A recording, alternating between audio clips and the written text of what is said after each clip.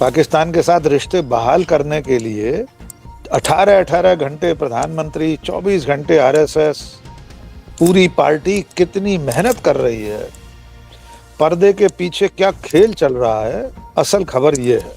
उसी पाकिस्तान के साथ रिश्ते बहाल करने के लिए तमाम खिड़की, दरवाजे, गैलरी, छज्जे, आंगन सब खोले जा रहे हैं। ये जनाब आईएसआई में रहे हैं, वैसे अपने रिश्तेदार भी लगते हैं। सैफ अली खान के चचा जान है।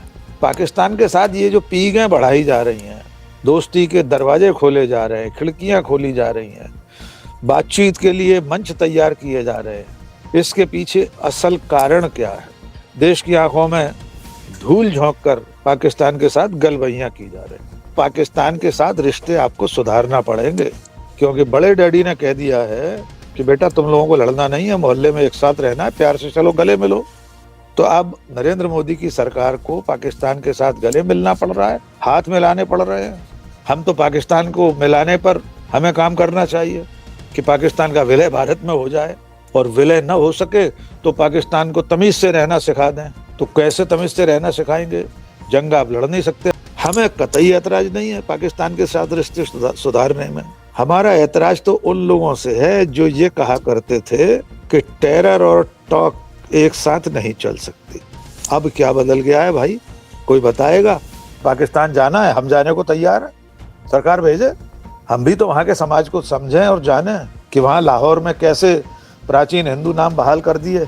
हमें उपदेश देते रहे कि पाकिस्तान का नाम भी अगर कोई ले दे तो देशद्रोही है, और आप उसके साथ झूला झूलना शुरू कर दें।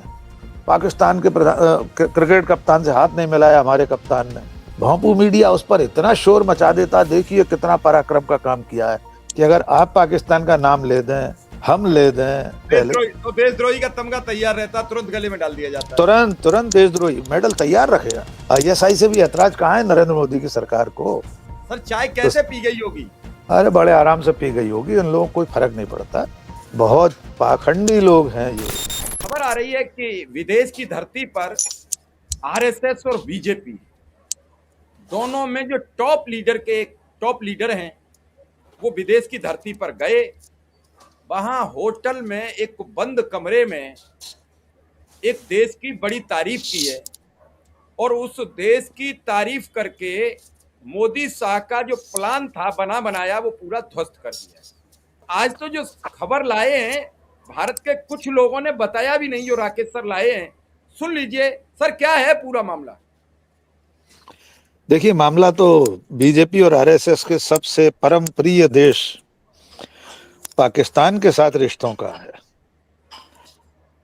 पाकिस्तान के साथ रिश्ते बहाल करने के लिए 18-18 घंटे प्रधानमंत्री, 24 घंटे आरएसएस, सरसंघ चालक डॉक्टर मोहन भागवत, पूरी पार्टी कितनी मेहनत कर रही है, पर्दे के पीछे क्या खेल चल रहा है, असल खबर ये है। कौन सा पाकिस्तान है ये तो बताने की जरूरत है ही नहीं। उसी पाकिस्तान के साथ रिश्ते बहाल करने के लिए तमाम खिड़की, दरवाजे, गैलरी, छज्जे, आंगन सब खोले जा रहे हैं, और इसकी पृष्ठभूमि किसने रखी थी उस पर भी आएंगे। लेकिन पहले ये जान लीजिए कि भारत और पाकिस्तान के बड़े दिग्गजों के बीच में दुनिया के किस देश में, किस होटल में, 5 सितारा होटल में बैठक हुई है। देश का नाम है श्रीलंका, होटल का नाम है होटल हिल्टन। वहां पर एक बैठक हुई, उसमें डॉक्टर राम माधव, भूतपूर्व थल सेना अध्यक्ष MM नरवणे, और एक मैडम है रुचि घनश्याम। वे भारतीय विदेश सेवा की अधिकारी हैं, लंदन में भारत की राजदूत रही हैं। दूसरी तरफ से कौन था वो भी देख लीजिए, उनके नाम बता देते हैं। पाकिस्तान की तरफ से थे सज्जाद हैदर खान, ये महानिदेशक हैं साउथ एशिया विषय के पाकिस्तान के विदेश मंत्रालय में। दूसरे सज्जन है शेरी रहमान, ये भूतपूर्व मंत्री है, पाकिस्तान पीपुल्स पार्टी के नेता है। पाकिस्तान पीपुल्स पार्टी शहबाज शरीफ की सरकार में सहयोगी दल के रूप में शामिल है, यानी उनके गठबंधन की पार्टी है। और तीसरे सज्जन है मेजर जनरल इस्फानदियार अली खान पटौदी, ये जनाब आईएसआई में रहे हैं, इंटर सर्विसेज इंटेलिजेंस, आईएसआई के आला पदाधिकारी हैं। वैसे अपने रिश्तेदार भी लगते हैं। ये नवाब मंसूर अली खान के खानदान से है और तैमूर के पिता सैफ अली खान उनके भतीजे लगते हैं। वही तैमूर जिसे नरेंद्र मोदी जी घर में बुलाकर पूरे कपूर खानदान, पटौदी खानदान के लोगों के साथ बतिया रहे थे, तैमूर को लाड़ कर रहे थे। ये जो खान साहब हैं, इस्फानदियार अली खान पटौदी, ये आईएसआई के अफसर हैं, बहुत बड़े आईएसआई में काम कर चुके हैं। सैफ अली खान के चचा जान हैं। दोनों देशों के इतने बड़े बड़े दिग्गज श्रीलंका में होटल में बैठे, 5 सितारा होटल में। बहाना था एक कॉन्फ्रेंस का। एक इंस्टीट्यूट है, वो इस तरह के संवाद परिसंवाद आयोजित करता रहता है। राम माधव ने पल्ला झटक दिया कि मैं तो अपने सत्र में बोलने गया था, ये एक अंतर्राष्ट्रीय संस्थान है जो अक्सर, जी ये वही राम माधव तो हैं जो अमेरिका में भागे थे पत्रकारों से जी जी जी और जो भाई, सवाल करते थे, वहां भी उन्होंने कहा कि मुझसे भूल हो गई, मुझसे गलती हो गई। तो इन्हीं से, सर मेरी टिप्पणी जोड़ लीजिए, इन्हीं से भूल गलती क्यों होती है? इनसे भूल गलती क्यों होती हम आगे बताएंगे। ये जानबूझकर हो रही भूलें और गलतियां नहीं हैं। आपने ठीक कहा। वो पीटर फेडरिक अमेरिका के पत्रकार हैं, उन्होंने हुसैन बोल्ट की गति से राम माधव को दौड़ाया था। लगातार सवाल पूछते चले जा रहे थे और राम माधव सरपट सरपट चेतक घोड़े की तरह दौड़ते हुए अपनी कार में बैठ गए थे। एक भी सवाल का जवाब नहीं दिया था।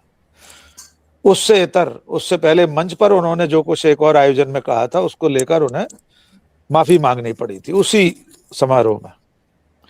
बाकायदा बयान जारी करके लिखित में एक्स पर कि मेरे कहे का गलत आशय लगाया गया है, मेरा आशय ये नहीं था, किंतु परंतु अगर मगर।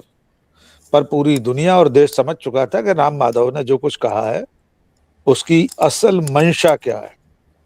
तो वे माफी वीर बनकर अपने बयान से गुलटैयां खा गए थे। लेकिन पाकिस्तान के साथ ये जो पीगें बढ़ाई जा रही हैं, दोस्ती के दरवाजे खोले जा रहे हैं, खिड़कियां खोली जा रही हैं, बातचीत के लिए मंच तैयार किए जा रहे हैं, इसके पीछे असल कारण क्या है?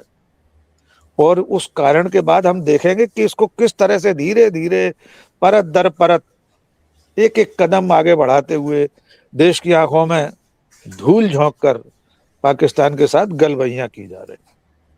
पहले वजह की बात, वजह है अमेरिका और डोनाल्ड ट्रंप का दबाव। ऐसा जब नहीं हो से सकता सर, माय डियर फ्रेंड दबाव नहीं बनाएंगे। माय डियर फ्रेंड ने तो उसी दिन दबाव बना दिया था जब 10 मई को अमेरिका की तरफ से ये ऐलान कर दिया गया था कि भारत और पाकिस्तान में लड़ाई खत्म कर दी गई है, सीज फायर हो गया। दबाव तो उसी दिन बना दिया था डोनाल्ड ट्रंप ने। उस हर दिन बनाया था जब 100 से ज्यादा बार सीज फायर का श्रेय लिया है। डोनाल्ड ट्रंप ने दबाव तो भारत पर उस दिन घोषित कर दिया था जिस दिन उन्होंने ट्रेड डील एक तरफा अपनी मर्जी से घोषित कर दी थी। डोनाल्ड ट्रंप ने जितनी तारीफ हमारे प्रधानमंत्री की है उससे 10 गुना ज्यादा बार वे शहबाज शरीफ की तारीफ कर चुके, फील्ड मार्शल आसिम मुनीर की तारीफ कर चुके और ईरान के साथ लड़ाई में पाकिस्तान को मध्यस्थ बना चुके। एमओयू पर दस्तखत थे शहबाज शरीफ के। तो उस पाकिस्तान के साथ रिश्ते आपको सुधारना पड़ेंगे, क्योंकि बड़े डैडी ने कह दिया है कि बेटा तुम लोगों को लड़ना नहीं है, मोहल्ले में एक साथ रहना है, प्यार से चलो, गले मिलो। अब आप खूब कहते रहिए कि साहब इसने तुम्हारे घर के 23 लोग मार दिए थे बेकसूर, धर्म पूछकर मारे थे।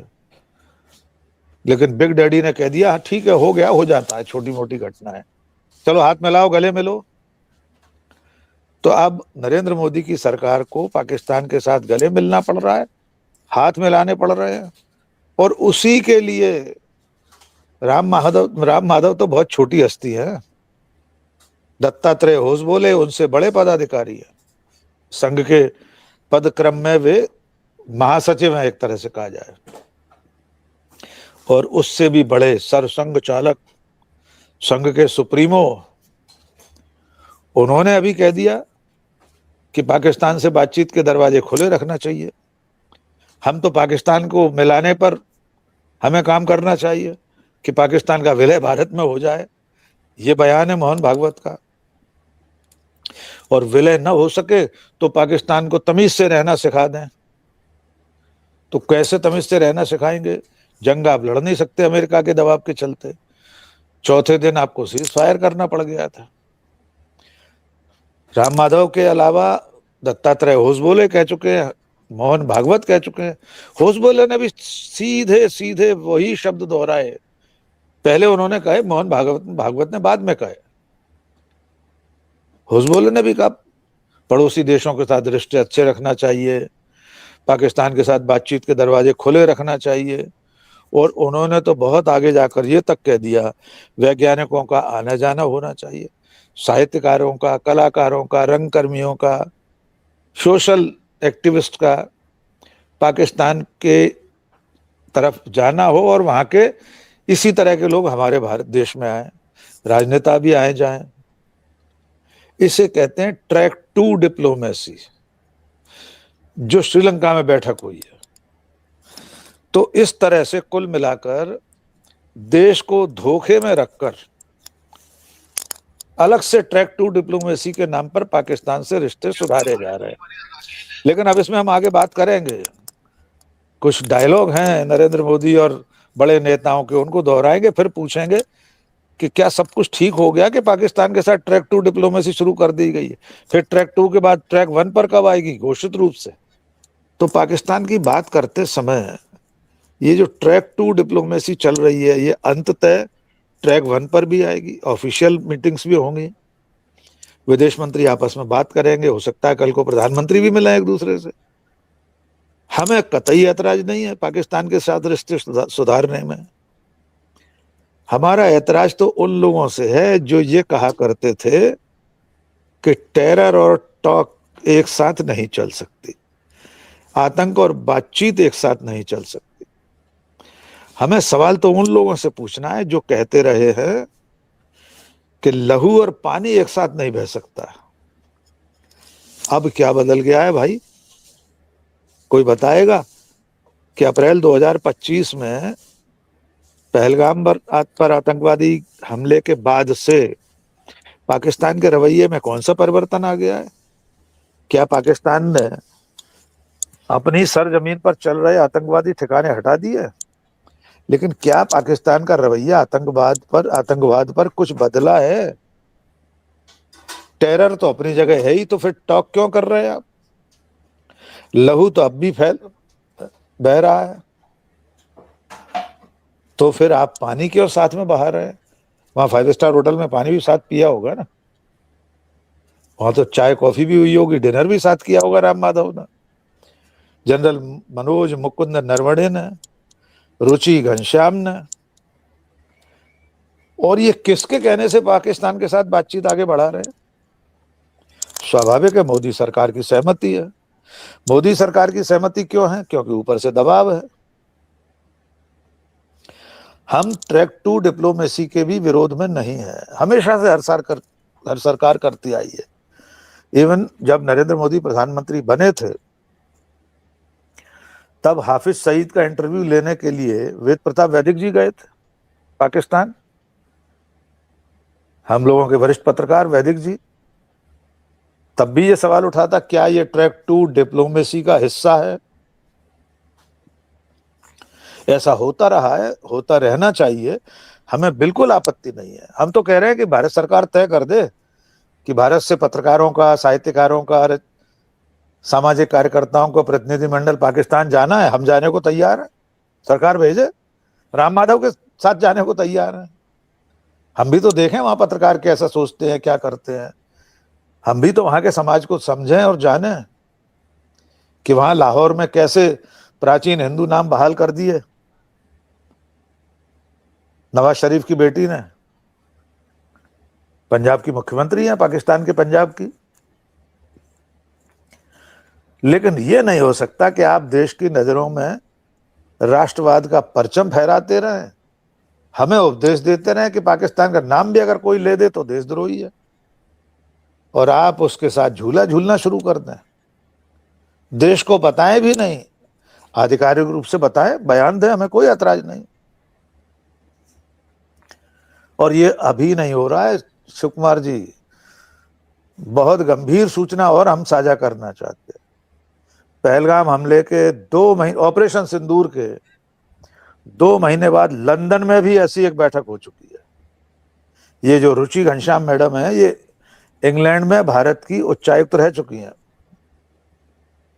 तो एक बैठक तब भी हो चुकी है, उसके बारे में भी सुगबुगाहट रही थी। लेकिन सरकार आधिकारिक रूप से तो कुछ बताती नहीं है, पर्दे के पीछे से आप हाथ मिला रहे हैं।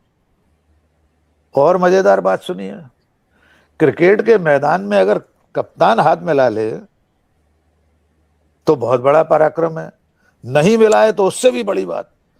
पाकिस्तान के क्रिकेट कप्तान से हाथ नहीं मिलाया हमारे कप्तान ने, रोहित शर्मा ने, या जो भी हो। महिला क्रिकेट टीमों के बीच में मैच हुआ, हमारी कप्तान ने पाकिस्तान की कप्तान से हाथ नहीं मिलाया। भोंपू मीडिया उस पर इतना शोर मचा देता, देखिए कितना पराक्रम का काम किया है कि हमारे कप्तान ने हाथ नहीं मिलाया। हाथ नहीं मिलाया पर मैच तो खेला था, क्या फर्क पड़ा हाथ न मिलाने से? आप बताइए क्या फर्क पड़ा? इससे पहले एशिया कप में साथ खेल लिए साहब, विदेशी धरती पे मैच हो सकता है शारजाह में, भारत में नहीं खेलेंगे। तो जो सरकार इतने तरह की दुभांति करती हो, जिसके कामकाज में इतना पाखंड हो कि अगर आप पाकिस्तान का नाम ले दें, हम ले दें, सैम पित्रोदा कुछ कह दें कि पाकिस्तान के साथ रिश्ते बहाल होना चाहिए, बातचीत शुरू होनी चाहिए, अभी 1-2 साल पहले तो देशद्रोही का तमगा तैयार रहता, तुरंत गले में डाल दिया जाता है। तुरंत देशद्रोही मेडल तैयार रखेगा। तो क्या राम माधव के गले में कोई डालेगा सर? कोई मीडिया वाला डालेगा?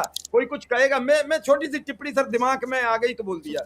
मीडिया में तो चर्चा ही नहीं होगी इसकी। कितनी चर्चा हुई है आप बता दीजिए? कुछ नहीं। कुछ अखबारों में एक्सक्लूसिव खबरें छपी हैं, कुछ खोजी पत्रकारों ने निकाल कर लाए हैं, लेकिन मुख्य धारा के मीडिया में तथाकथित प्राइम टाइम में 7 बजे, 8:30 बजे, 9 बजे की डिबेट में कोई चर्चा सुनी है आपने? नहीं। बड़े बड़े सैन्य विशेषज्ञ, जनरल बख्शी जैसे लोग, बीजेपी के बड़े बड़े सूरमा, हम तो कह रहे हैं इसके पक्ष में डिबेट करें ना शिव कुमार, हमें बिल्कुल ऐतराज नहीं है। ये सारा जो मोदी का जो समर्थक मीडिया है, बीजेपी आरएसएस के जो भोंपू हैं, वे प्राइम टाइम डिबेट में इस बात की पुष्टि करें कि बातचीत हुई है, राम माधव गए हैं, एमएम नरवणे गए हैं, रुचि घनश्याम गई हैं और बातचीत चल रही है, हम लोग स्वागत करेंगे। साथ में ये भी बताएं कि उसमें आईएसआई का एजेंट भी गया है। आईएसआई से भी ऐतराज कहाँ है नरेंद्र मोदी की सरकार को? पठानकोट में आईएसआई का ही तो एजेंट आया था जांच में शामिल होने। ये बातचीत अच्छी बात है, हम हमेशा चाहते हैं कि युद्ध किसी समस्या का हल नहीं है, हम भारत पाकिस्तान के बीच में युद्ध के विरोधी हैं। ठीक है, तो दोस्ती बहाल कीजिए। चीन के साथ तो आपकी दोस्ती चली रही है, हम बात कर चुके हैं, अभी कल ही शाम को हमने बात की थी। तो पाकिस्तान के साथ भी दोस्ती कर लीजिए, हमें कहाँ ऐतराज है। लेकिन ये पर्दादारी नहीं चलेगी। ये पर्दादारी है या ये तमाशा, मुझी में रहकर मुझी से पर्दा, तो देश में रहकर बीजेपी और आरएसएस के लोग देश के साथ पर्देदारी तो नहीं कर सकते। डेमोक्रेटिक देश है, लोकतांत्रिक देश है, जनता को सब जानने का हक है। आखिर जनता के लोग मारे गए थे। और अभी चलिए, ऑपरेशन सिंदूर के बाद दिल्ली में लाल किले के सामने विस्फोट हो गया, तब तो आपने लश्कर तैयबा, जैश ए मोहम्मद, न जाने कहां कहां के तार जोड़ लिए थे। तो जिनने अभी हमारी राजधानी में बम विस्फोट किए, उनके आकाओं, उनके सरपरस्तों से आप चोरी छुपे बातचीत कर रहे हैं। सर चाय कैसे पी गई होगी? अरे बड़े आराम से पी गई होगी, उन लोगों को कोई फर्क नहीं पड़ता। बहुत पाखंडी लोग हैं ये। यही ट्रैक टू डिप्लोमेसी अगर कांग्रेस की सरकार में हो रही होती तब तक तो आसमान सिर पर उठा लेते।